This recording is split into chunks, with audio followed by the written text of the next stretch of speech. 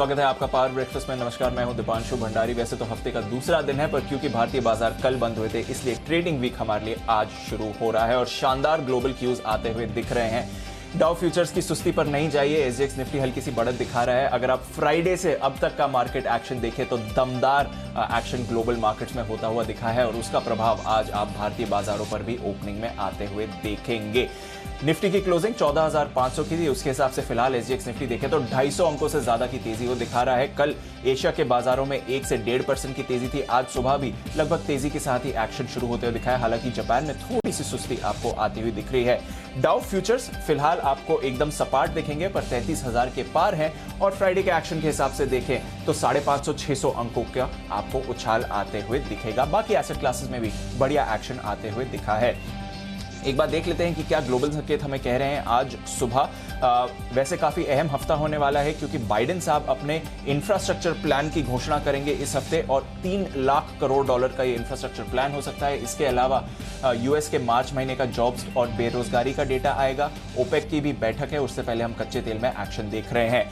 कल थोड़ा उतार चढ़ाव अमेरिकी बाजारों में देखने को मिला पर 100 अंक बढ़कर डाउ ने नया रिकॉर्ड बनाया और साथ ही ऊंचाई के दिन की ऊंचाई के करीब बंद हुआ। अच्छी रिकवरी हुई निचले स्तरों में अमेरिकी बाजारों पर S&P 500 और स्पेशली नैस्डैक पर थोड़ा सा दबाव दिखा। जो उनकी 10 साल की बॉन्ड यील्ड है वो 1.7% के पार है, जिसकी वजह से टेक्नोलॉजी शेयर्स में थोड़ा आपने दबाव देखा। 2 दिनों में देखें तो डाउ पर 550 अंकों से ज्यादा की तेजी है, नया रिकॉर्ड है। S&P 500 ने भी फ्राइडे को नया रिकॉर्ड बनाया। पर एक चिंता का विषय आने वाले दिनों के लिए बन सकता है, वो है यूएस का एक हेज फंड जिसने मार्जिन पेमेंट पर डिफॉल्ट किया है। हेज फंड का नाम है आर्कजियोस कैपिटल और यहां पर लगभग 20 अरब डॉलर की इन्होंने बिकवाली करी है। हालांकि ये एक्शन 2 दिनों से चल रहा है तो फ्राइडे और मंडे दोनों दिन मार्केट इस एक्शन को अब्सॉर्ब कर चुके हैं। नोमुरा और क्रेडिट स्विस दोनों ने ही वार्निंग दी है कि इसकी वजह से उन्हें काफी बड़ा घाटा हो सकता है। इसलिए जापान और यूरोप में इन दोनों शेयर्स में हमने देखा कि 16% की कल गिरावट होते हुए दिखी है। इसके अलावा कुछ यूएस फंड्स और बैंक्स पर भी इसका असर पड़ सकता है। तो ये एक अहम इवेंट रहेगा जहां पर मार्केट की नजर रहेगी आने वाले दिनों में। इसके अलावा सुएज कनाल में जो अटका हुआ जहाज था वो कल फाइनली उसको वहां से फ्री कर दिया गया है। अब इसे एक होल्डिंग एरिया में ले जा चुके हैं। पर अच्छी बात यह है कि जितना भी ट्रैफिक बना हुआ था अब वो क्लियर हो रही प्रक्रिया शुरू हो गई है और सुएज कनाल में फिर से शिपिंग की एक्टिविटी शुरू हो गई है। कल तक लगभग 350 जहाज वहां पे अटके हुए थे तो अब वो क्लियरिंग प्रोसेस शुरू हो गया है। कच्चे तेल में एक रिबाउंड आया है, $65 के पार ब्रेंट आपको दिखेगा। इस हफ्ते ओपेक की बैठक पर हमारी नजर रहेगी।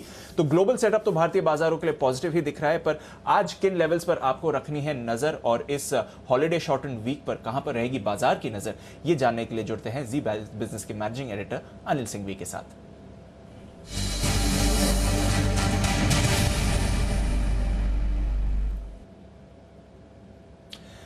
Anil sir, good morning. बाजार का एक्शन जानना चाहेंगे, किस तरह से लेवल्स पर नजर रखनी चाहिए। सिर्फ 3 ट्रेडिंग दिन है इस हफ्ते, आपकी नजर कहां पर रहेगी सर?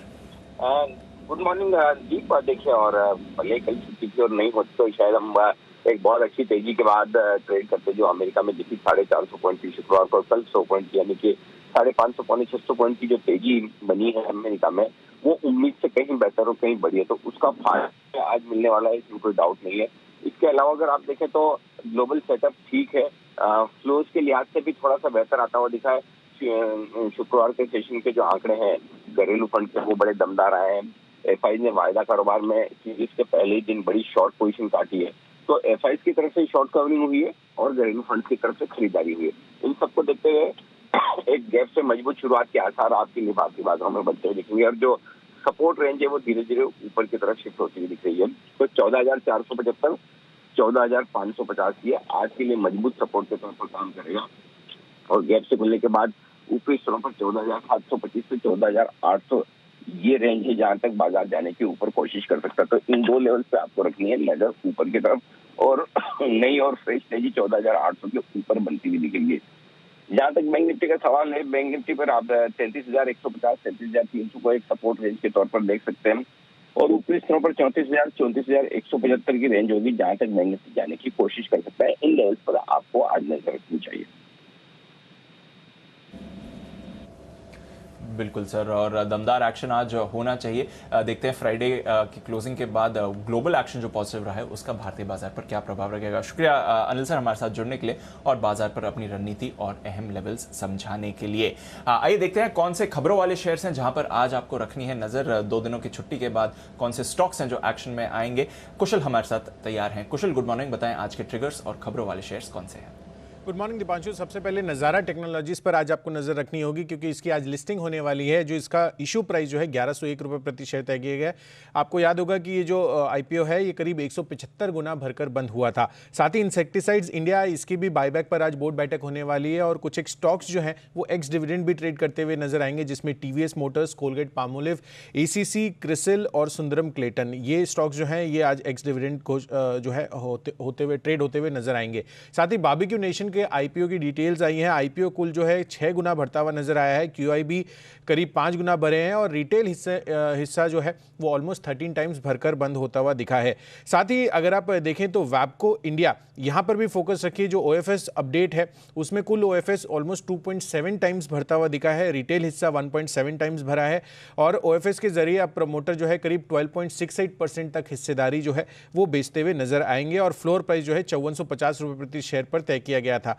साथ ही ओएफएस अपडेट डेन नेटवर्क और हैथवे केबल को लेकर भी है। यहाँ पर इनका जो ओएफएस है आज रिटेल निवेशकों के लिए खुलेगा और डेन नेटवर्क ओएफएस के जरिए करीब 270 करोड़ रुपए जुटाएगी। फ्लोर प्राइस 48.5 रुपए है। साथ ही जो नॉन रिटेल हिस्सा है वो 1.17 टाइम्स भरा था और हैथवे केबल के जो ओएफएस है वो उसके ओएफएस के जरिए करीब करीब 850 करोड़ रुपए जुटाते हुए नजर आएंगी, जिसका फ्लोर प्राइस जो है 25 रुपए 30 पैसे करीबन रखा गया है। साथ ही नॉन रिटेल हिस्सा जो है वो ऑलमोस्ट 0.4 टाइम सब्सक्राइब हुआ था। एमएमटीसी, एनएमडीसी भी फोकस में रहेंगे। हमारी खबर पर मुहर लगती हुई दिखी है क्योंकि यहाँ पर एनआईएनएल की जो निजीकरण के लिए जो है काफ़ी एक्सप्रेशन ऑफ इंटरेस्ट मिलते हुए नजर आए हैं, जिसमें एनआईएनएल का विनिवेश जो है वो दूसरे चरण में पहुंचा और एमएमटीसी के नीलांचल इस्पात निगम में आप देखें तो करीब करीब 50% हिस्सेदारी है, तो ये भी फोकस में रहेगा। साथ ही रिलायंस इंडस्ट्रीज, यहाँ पर अगर आप देखें तो जो calls on partly paid up equity shares है राइट्स इशू बेसिस पर, वहाँ पर partly paid up equity share के लिए पहली कॉल 17 मई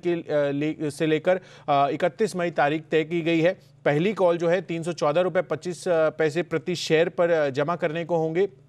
साथ ही जो partly paid up equity share के लिए दूसरी कॉल है वो 15 नवंबर से लेकर 29 नवंबर तक तारीख तय की गई है और दूसरी कॉल में 628 रुपये 50 पैसे प्रति शेयर जो है वो जमा आपको करने होंगे। साथ ही एनबीसीसी, इसके लिए पॉजिटिव खबर है क्योंकि यहाँ पर नेताजी नगर नई दिल्ली रीडेवलपमेंट के लिए करीब करीब 1356 करोड़ रुपए के ऑर्डर मिलते हुए दिखे हैं और महाराष्ट्र में जो लॉकडाउन का खतरा है वो वापस से बढ़ता हुआ दिख रहा है, जिसकी वजह से काफ़ी सारे स्टॉक्स फोकस में रहेंगे, जिसमें PVR, INOX Leisure, Nesco, Phoenix Mills, speciality restaurants जैसे स्टॉक जो है वो फोकस में रहेंगे। और 2 या 3 अप्रैल से महाराष्ट्र में लॉकडाउन ऐसा संभव हो सकता है क्योंकि कुछ एक रिपोर्ट्स जो है ये निकल कर आ रही है जिस तरह से महाराष्ट्र में लॉकडाउन के केसेस बढ़ रहे हैं।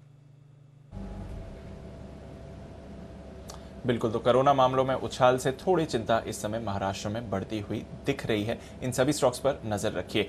ढेरों और स्टॉक्स हैं जहां पर आपको रखनी है नजर और साथ ही बाजार पर भी कुछ शानदार स्ट्रैटेजी हैं। सबसे पहले आपको बताते हैं ऑप्शंस के जरिए बाजार में आप कहां पर दमदार ट्रेड कर सकते हैं। एज ऑलवेज वीके शर्मा साहब एचडीएफसी सिक्योरिटी से सुन लेते हैं उन्होंने क्या ट्रेड रिकमेंड किया है। स्टेट बैंक ऑफ इंडिया में आधे प्रतिशत जैसी वृद्धि थी तो ये थोड़ा चल सकता है। तो 360 की अप्रैल की कॉल खरीदी जा सकती है। 16 रुपए प्रीमियम पे ये क्लोज हुई है। स्टॉप लॉस रखें 13 रुपए का, टारगेट आपका रहेगा 21 रुपए।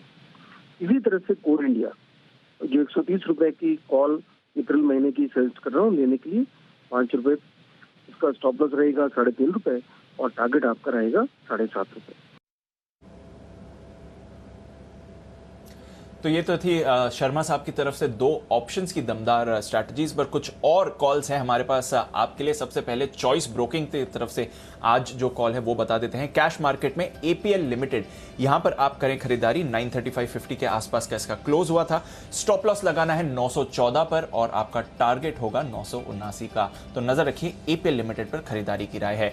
सेंट्रम ब्रोकिंग की बात करें तो इन्हें भी एपीएल लिमिटेड ही पसंद है और ये स्टॉप लॉस दे रहे हैं आपको 920 रुपए का और इनका टारगेट रहेगा रहेगा 960। तो दो back to back calls APL पर आ रही हैं। इसके अलावा यूनाइटेड स्पिरिट्स यहां पर करके चल रही है खरीदारी। सेंट्रम की रिकमेंडेशन है स्टॉप लॉस 544 544 का लगाना है और टारगेट रहेगा 570 570 रुपए का। और आनंद राठी सिक्योरिटीज, इन्हें बाजार का दिग्गज एचडीएफसी बैंक पसंद आ रहा है, आज एक्शन में दिख सकता है। 1470 का लगाना है स्टॉप लॉस और आपका टारगेट होगा 1550 रुपए का। तो ये कुछ शानदार कॉल्स आपके लिए। एलेंबिक फार्मा पसंद आ रहा है दो ब्रोकर्स को और साथ ही यूनाइटेड स्पिरिट्स और एचडीएफसी बैंक, जहां पर आपको रखनी है नजर। पर बाजार पर क्या रणनीति होनी चाहिए और कुछ और बढ़िया ट्रेडिंग कॉल्स देने के लिए हमारे साथ जुड़ रहे हैं kiranjadhav.com के सीईओ आशीष केलकर साहब। Ashish ji, good morning. सबसे पहले तो बताएं कि आज बाजार पर क्या स्ट्रैटेजी होनी चाहिए, इंडेक्स पर किन लेवल्स पर आपकी नजर रहेगी? Good morning Deepanshu. देखिए, आज हम थोड़ा पॉजिटिव ओपनिंग देखने को हमें मिल सकता है। इम्पोर्टेंट लेवल मेरे जिसके ऊपर नजर रहेगी नीचे की तरफ वो रहेगा 14,460 का। जब तक इसके ऊपर है, मैं मानता हूँ आज मार्केट में बुलिश मोमेंटम जारी रहेगा। तो अगर किसी को लॉन्ग पोजीशंस लेनी है तो 14,500 के करीब, 14,500 से लेकर 14,520 के करीब खरीदारी करनी चाहिए। स्टॉप लॉस 14,460 का होना चाहिए। पहला लक्ष्य रहेगा 14,600 का। तो निफ्टी में थोड़ा बुलिशनेस दिख सकता है, लेकिन स्टॉक स्पेसिफिक अप्रोच रखना ज्यादा पसंद करूंगा, इसलिए मैंने दो स्टॉक भी चुने हैं दीप जी। जी आशीष जी, बताएं कौन से स्टॉक चुने?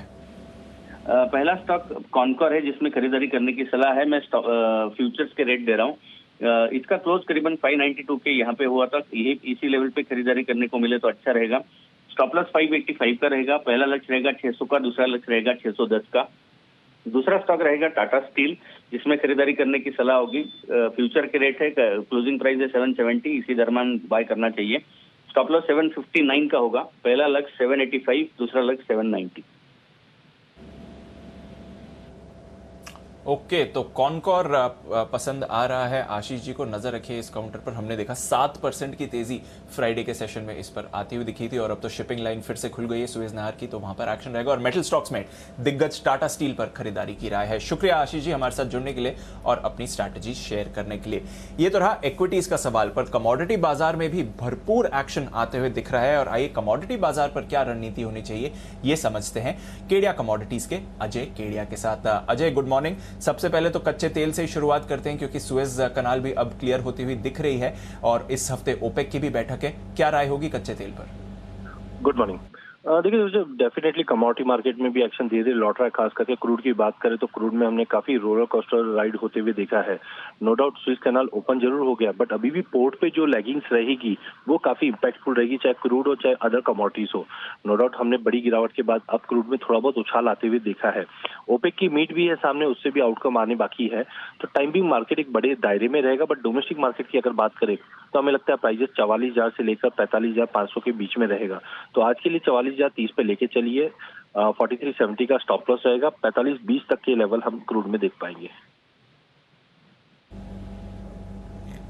ओके, गोल्ड और सिल्वर पर क्या राय दे रहे हैं अजय? दिवान जी, मुझे लगता है गोल्ड और सिल्वर में पिछले 10 दिन से काफी सीमित दायरे में ट्रेड कर रहा है। अब ये दायरा नीचे की तरफ शिफ्ट होते हुए जा रहा है।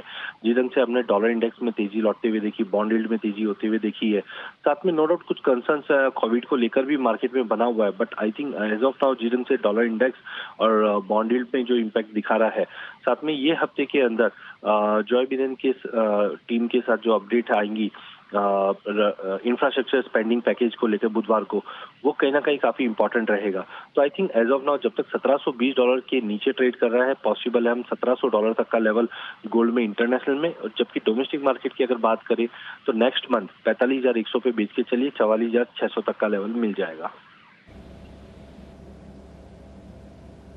ओके, तो ये आपको रखनी है गोल्ड और सिल्वर पर नजर। कॉपर पर क्या राय दे रहे हैं और साथ ही डॉलर पर भी आपकी कॉल है, क्या रहेगी वो? देखिए, पूरे बेस मेटल पैक के अंदर हमने पूरे मार्च मंथ में दबाव बनते हुए देखा। एज ऑफ नाउ हमें लगता है मार्केट थोड़ा सा प्रेशर में है, बट इतना ज्यादा भी नहीं कि मार्केट में कोई बड़ा फ्री फॉल रहेगा। कॉपर अप्रैल वायदे की अगर हम बात करें तो 670 पे बेस से चलना चाहिए। 664 का टारगेट रहेगा। वहीं डॉलर इंडेक्स की अगर बात करें तो डॉलर इंडेक्स में हमने जिस ढंग से गेन देखा है, बट साथ साथ में हमने रुपए में मजबूती लौटते हुए देखी, जिसकी वजह से यूएसडीआर ना 73 के नीचे ही ट्रेड कर रहा है। तो अनलेस अनटिल 73 के ऊपर नहीं निकलता है, we would prefer to take short. तो 72-75 पे बेच के चलिए। 72-95 का स्टॉप लॉस रहेगा। 72-40 तक के टारगेट यूएसडीआर में आते हुए देख पाएंगे। ग्लोबल मार्केट से आ रहे हैं अच्छे संकेत। थोड़े डाउ फ्यूचर्स एसजीएक्स निफ्टी में आपको सुस्ती दिखेगी, पर मंडे की छुट्टी के बाद अगर आप एडजस्ट करें तो भारतीय बाजारों के लिए पॉजिटिव संकेत आते हुए दिख रहे हैं। आइए जानते हैं इस बाजार में ब्रोकरेजेस की नजर किधर है और कहां पर आपको एक्शन आ सकता है फॉरेन ब्रोकरेजेस के रेडार पर एफआईआर में।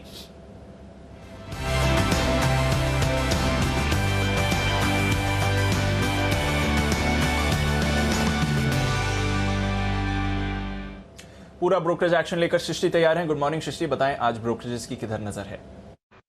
Good morning Deepanshu. आज स्टील कंपनीज पे ब्रोकरेजेस का फोकस है। सबसे पहले टाटा स्टील और जेएसडब्ल्यू स्टील पे सीएलएसए की दमदार रिपोर्ट आई है। सीएलएसए ने टाटा स्टील पर खरीदारी की राय बरकरार रखते हुए लक्ष्य 860 से बढ़ा के 950 के कर दिए हैं। वहीं जेएसडब्ल्यू स्टील पे एक रेटिंग अपग्रेड है, उन्होंने बिकवाली की राय बदलकर अब आउट परफॉर्म रेटिंग कर दी है और लक्ष्य 490 के किए हैं। आउटलुक आगे के लिए काफी बरकरार है और मौजूदा भाव पे रिस्क रिवॉर्ड भी काफी आकर्षक बता रहे हैं। इसके अलावा जेएसडब्ल्यू स्टील पे आज मॉर्गन स्टैनली की भी रिपोर्ट है, उन्होंने ओवरवेट रेटिंग देते हुए 590 के टारगेट्स दिए हैं। आगे बात करें तो डॉक्टर रेड्डीज पे आज क्रेडिट स्विस की रिपोर्ट है, उन्होंने आउट परफॉर्म रेटिंग बरकरार रखते हुए 5200 के टारगेट्स दिए हैं। आगे चल के यूएस में काफी अच्छे प्रोडक्ट के लॉन्चेस देख रहे हैं वो, और जिसके चलते उन्होंने काफी अच्छी रिपोर्ट दी है। और आखिरी में HUL पे आज सीएलएसए की रिपोर्ट है, इन्होंने खरीदारी की राय बरकरार रखते हुए 2925 के टारगेट्स दिए हैं। आगे चल के मांग भी काफी अच्छी रहेगी और जो कीमतों में बढ़त कंपनी ने की है उसका भी कंपनी को फायदा होगा। ओके, तो मेटल दिग्गज साथ ही डॉक्टर रेड्डीज और HUL यहां पर रखनी है नजर ब्रोकरेज रडार पर। ये सारे स्टॉक आपको आते हुए दिख रहे हैं, पर 20 और कौन से स्टॉक्स हैं जो आपको अच्छा निवेश का मौका दे सकते हैं, पोर्टफोलियो के लिए अच्छे आइडियाज हैं, ऑप्शंस, फ्यूचर्स और साथ ही कैश की स्ट्रैटेजी कहां पर आप बाजार में बना सकते हैं।